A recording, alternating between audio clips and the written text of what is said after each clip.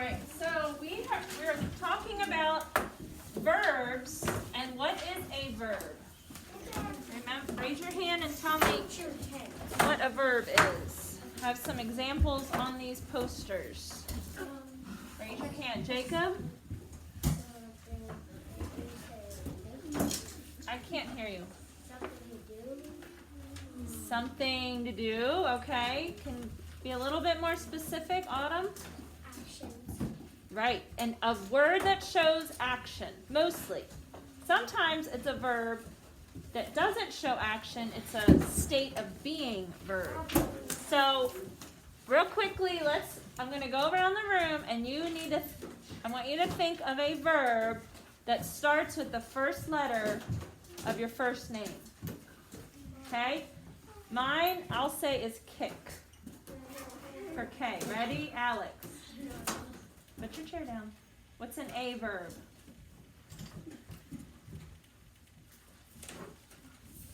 I'll come back. Jana? Jump. Brave. What is it? Brave. Brave. Well, you can't brave. You can be brave, but you can't brave. I can brave. What's Okay. brave? All right, I need Jensen and Micah to move their pin. Try to think of another one that you can do with. Okay, Jacob?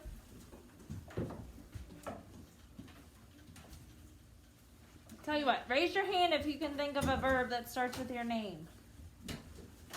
Lucy? Lay. Lay, right? Is that what you said? Like you lay.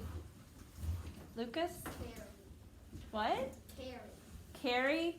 What, isn't is that your real name, Lucas? Start with the first letter of your first name. Letter. I thought maybe you had a different first name. Logan. Love. Love. That's a good one. Micah. Migrate. Migrate. Aching. Hmm? Aching. Aching. Well, aching is just, you can ache, but aching is describing something, like you're aching back. All right, Micah, move your pen. All right, anyone else? Brayden. Bounce. Bounce. That's a good one. Okay, so any word that shows action is a verb. Now, there's different tenses of verbs because we have the present tense, which means right now. But if it happened yesterday, what's it called? It's in the past. Future. And if it's going to happen tomorrow, what's that called? Future. It's in the future. So today in class, we're going to talk about future verbs. We talked about past and present, and today we're going to talk about future verbs. Now, if you notice, when we looked at our chart on page 19, go ahead and look at page 19. Okay, so actually these were the present and past, and then we don't really have a list, but what we can do is, in order to make them a future verb, a lot of times we need to add the word will. Okay, so for instance, let's look at this chart again. Okay, I will row tomorrow. I will jump tomorrow. I will swim. I will explore. I will hike. I will lead. I will roast. I will run. I will play. Meaning you'll do it later. Okay, it might be tomorrow. It might be in 5 minutes. But it's going to happen later. So most times we just add the word will to our verb, and that puts it into the future tense. So look at the top of page 21 now in your book, page 21. And Jed, will you read us the blue box at the top of page 21? Verbs that tell you tell about something that will happen are called future tense.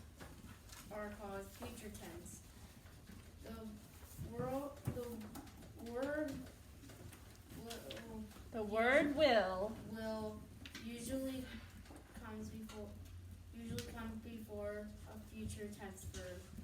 Present. Today I will help. No, today I help.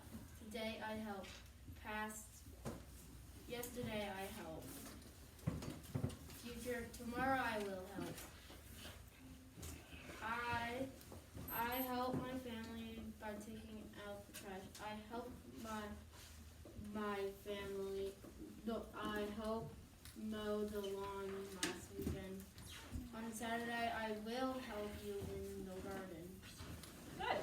So do you notice how each verb changed depending on when it happens? Yeah. Okay. So what we're going to do is in Think A, we're going to write the tense of the verb correctly. So for number 1, it says, today I asked, yesterday I asked, but tomorrow I will ask. So number 1 is will ask. But they already put the will there, you just have to write the ask. Okay, for number 1. Did you write it? Okay. Number 2, today I dig, but but yesterday I dug.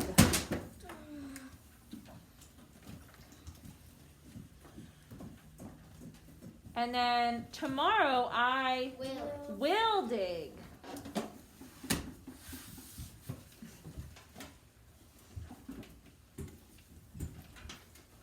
Number 3. Let's read the yesterday I first. Yesterday I jumped. So that means that today I jump. Don't go ahead. But tomorrow I will jump.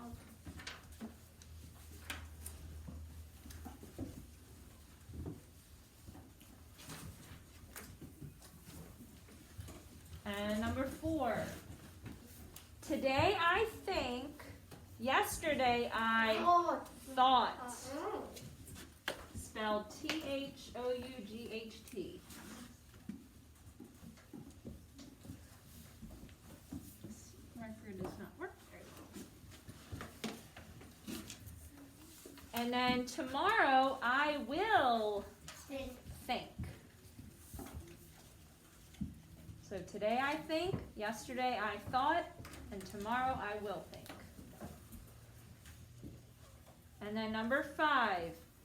Yesterday I flew, so today I fly, and tomorrow I will fly.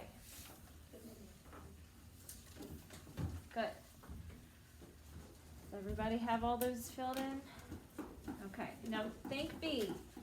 Oh, by the way, what's it called when a verb changes, the whole entire verb changes when you change from tense to tense? Kind of like I eat. Today I eat, but yesterday I ate. That's called an irregular verb, when you have to change the verb. Think B. Underline each future tense verb 2 times. Remember to underline the word will. That's part of the verb.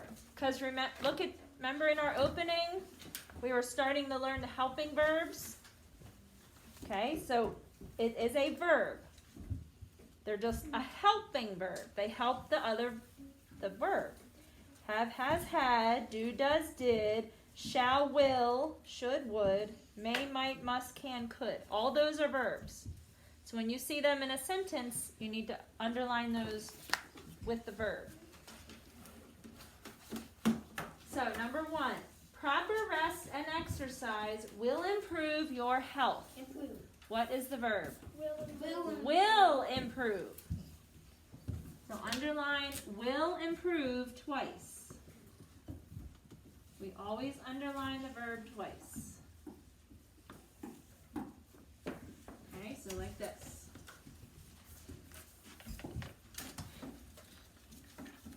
Will improve. Underline will improve twice. Alright, number 2. Joseph will go to the lake tomorrow. Will go. Very good. Don't leave out will because it's helping the verb. It's a helping verb. Number 3. We will arrive by 9 o'clock and will leave by 11 o'clock. Will arrive Will leave. and will leave. There's 2 verbs in that sentence.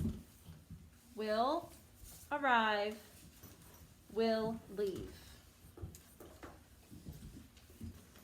Number 4, the students will study for the history test. Will study.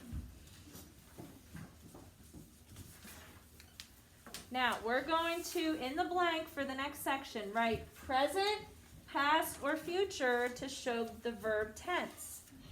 So number 1, the jet engine provided the thrust to move the jet through the sky. That's the past.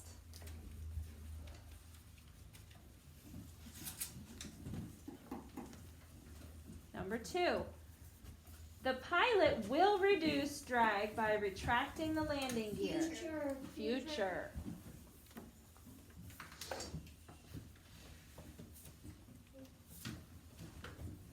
Number 3, the wings give the plane its lift into the air. Present. It's happening right now. It's giving the plane. And number 4, the jet's weight of over 400 tons will surprise some passengers. That is future. Will surprise.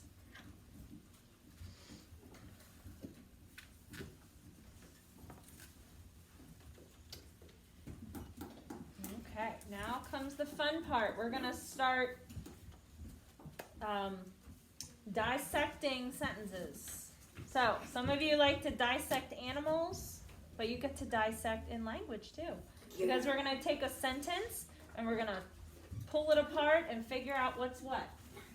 Except it's not as gross, so that's good. Number 1, well, first of all, directions. Draw a line between the subject and predicate parts of the sentence. Second part says, underline the action verb in the predicate 2 times. And number 3, underline the subject part 1 time. So, remember that your subject is who or what the sentence is about. And then the predicate is everything else. So, for number 1, my family enjoys picnics on the beach. My family. Okay, what are we going to do first? My family. All right, my family is the subject. No. Okay, so you're going to draw a line after family, Underline it once.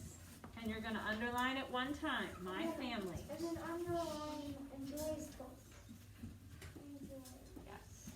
And then the verb is enjoys. So you're going to underline that twice. Now, everything else is just stuff to make a good sentence. Because you could just say, my family enjoys, but then we don't know, we don't have any more details. Ice cream. The more details you give, the better sentence you have. Number 2, last week my grandparents joined us. Put a line after grandparents, underline grandparents once, and underline join. Right, so after, actually the subject is last week my grandparents.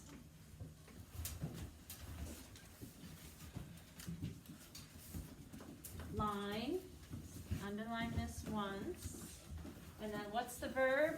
Join. Join.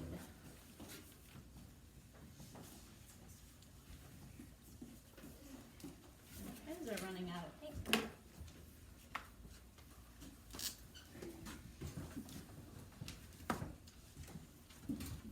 Number 3, my brothers played soccer in the sand. Underlined after brothers and underlined city. Okay, so the subject is what? Brothers. My brothers. Played. Okay, underline that once. And then played. And then what is the verb? Played. Underline.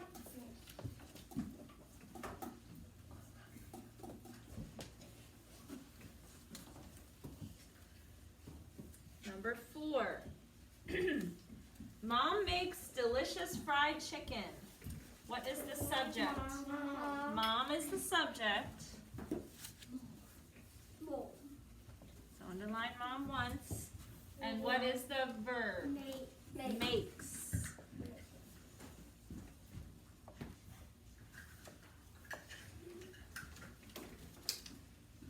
Number 5. We will visit the beach again soon. What's the subject? We. We is the subject. Good.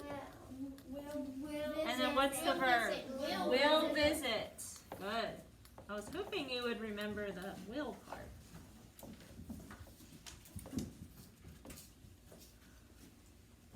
And then the last one, next time Dad will come too. Dad. What's the subject? Next time. Okay, we do need to also include the next time. Will come. Dad, is that yeah. Will come. Okay, next time Dad is the subject, and then will come is the verb.